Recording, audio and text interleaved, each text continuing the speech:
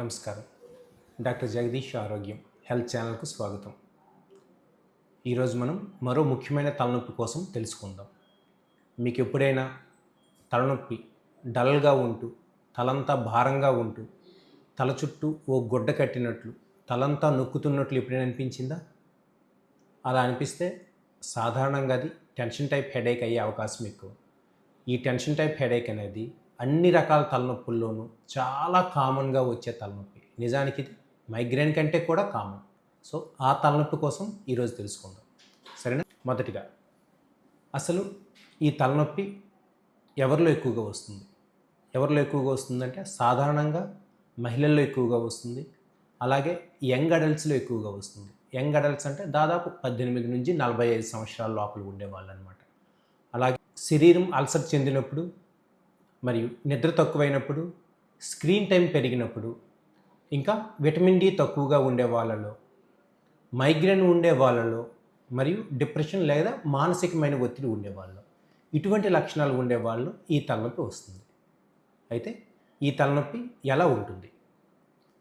మనం ముందే చెప్పాం కదా, తలంతా భారంగా ఉంటుంది, తల చుట్టూ ఏదో గుడ్డ కట్టినట్లు, బ్యాండ్ కట్టినట్లు ఉంటుంది, తలంతా బరువుగా ఉంటూ తల చుట్టూ కండరాల్లో మరియు మెడ కండరాలు, భుజాల కండరాల్లో స్టిఫ్గా అయ్యి నొప్పి ఉంటుంది.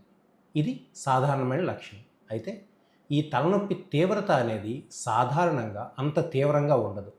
సాధారణంగా మైగ్రేన్తో కంపేర్ చేసుకుంటే మైగ్రేన్ చాలా తీవ్రంగా వచ్చే అవకాశం ఉంది. ఈ తలనొప్పి అంత తీవ్రంగా రాదు. అంతేకాదు, సాధారణంగా పనిలో పడినప్పుడు మర్చిపోవడం, సాయంత్రం అయ్యేసరికి ఎక్కువ అవడం దీని లక్షణాలు. అయితే వెలుతురుని చూస్తే ఇబ్బంది పడడం, అలాగే శబ్దాన్ని వింటే ఇబ్బంది పడడం మైగ్రేన్లో ఉండేటంత ఎక్కువగా రాదు, కానీ ఉండే అవకాశం అయితే ఉంది. ఈ లక్షణాలు ఉంటాయి. అయితే ట్రిగ్గర్స్ ఏంటి? ఎటువంటి సందర్భాల్లో ఈ టెన్షన్ టైప్ హెడేక్ ఎక్కువ అవుతుంది? ఇంకా మానసిక ఒత్తిడి, ఎక్కువగా ఆలోచించడం, టెన్షన్ టైప్ హెడేక్కి ఇది చాలా ముఖ్యమైన కారణం. అయితే దీంతో పాటు నీళ్లు తక్కువగా తాగడం, నిద్ర సరిగ్గా లేకపోవడం, ఎక్కువగా ఆలోచించడం, అలాగే ఆల్కహాల్ తాగడం, ఎండలో తిరగడం, ఇటువంటి ఎక్కువ స్క్రీన్ టైం, దాంతోపాటు రాంగ్ పాస్చర్ అంటే ఒక పద్ధతి ప్రకారం కూర్చోకుండా ఏదైనా వంపులో కూర్చొని ఎక్కువగా ఉండడం వల్ల వచ్చే అవకాశం ఉంది. సో ఈ సందర్భాల్లో టెన్షన్ టైప్ హెడేక్ ఎక్కువగా వచ్చే అవకాశం ఉంది. అయితే ఏం చేయాలి? మొదటిగా తలనొప్పి ఎక్కువగా ఉండేటప్పుడు పారాసిటమాల్ కానీ పెయిన్ కిల్లర్లు కానీ తీసుకోవాలి. మనకు తెలుసు, పెయిన్ కిల్లర్లు ఎక్కువగా తీసుకోవడం అనేది ఎప్పుడు మంచిది కాదు. హార్ట్ పేషెంట్లు, కిడ్నీ పేషెంట్లు, లివర్లో ప్రాబ్లం ఉండేవాళ్ళు పెయిన్ కిల్లర్ తీసుకోకూడదు. సాధారణంగా ఉండేవాళ్ళు కూడా పెయిన్ కిల్లర్ను మోతాదుకు మించి వాడకూడదు. సాధారణంగా నెలకి 2 లేదా 3 ట్యాబ్లెట్లతో ఆపేస్తేనే బెటర్. అయితే ఇటువంటి ప్రాబ్లమ్స్ లేనప్పుడు పెయిన్ కిల్లర్లు అప్పుడప్పుడు తీసుకోవచ్చు. అయితే ఇవి రాకుండా ఉండడానికి లైఫ్ స్టైల్ చేంజెస్ అనేవి చాలా ఇంపార్టెంట్. మొదట వీలుంటే అతిగా ఆలోచించడం మానుకోవాలి.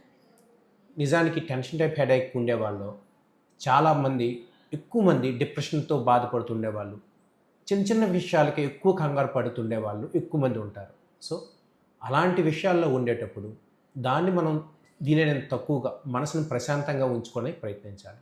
అలాగే వేళకి నిద్రపోవడం, ఎక్కువగా ఎండలో ప్రయాణం చేయకుండా ఉండడం, ఆల్కహాల్ అలవాటు ఉంటే దాన్ని తగ్గించడం, సరైన పాస్చర్లో కూర్చోవడం, స్క్రీన్ టైం తగ్గించడం, విటమిన్ డి లోపం ఉంటే దాన్ని సరి చేసుకోవడం, ఇవి ఖచ్చితంగా చేయాల్సిన విషయాలు. ఎటువంటి సందర్భాల్లో తలనొప్పి ప్రమాదమయ్యే అవకాశం ఉంది?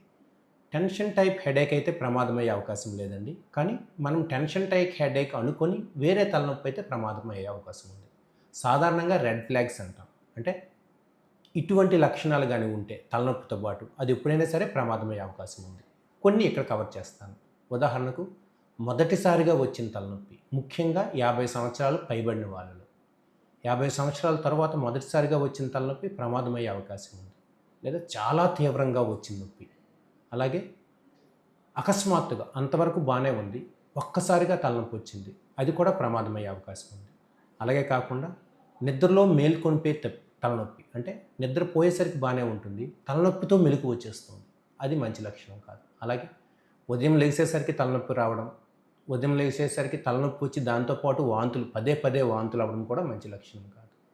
తలనొప్పితో పాటు వేరే లక్షణాలు రావడం, అంటే కాలు చేయిలో వీక్నెస్ రావడం, మాట తడబడడం, ఒకరు ఇద్దరిలా కనిపించడం, ఊగుతూ నడవడం, లేదా మనిషి తెలివితేటల్లో తగ్గడం, అపస్మారక స్థితికి వెళ్ళడం, ఫిట్స్ రావడం, ఇటువంటి లక్షణాలు ఉంటే ఖచ్చితంగా ప్రమాదమయ్యే అవకాశం ఉంది. కాబట్టి రెడ్ ఫ్లాగ్స్ అంటాం. అలాగే తలకి దెబ్బ తగిలిన తర్వాత తలనొప్పి, అలాగే ఇంతవరకు ఒకేలా ఉంది, ఇప్పుడు తలనొప్పి ప్యాటర్న్ మారింది, ఎప్పుడూ లేనిది తలనొప్పి కొత్తగా వస్తుంది, వేరే రకంగా వస్తుంది, తీవ్రంగా వస్తుంది, మాటిమాటికి వస్తుంది.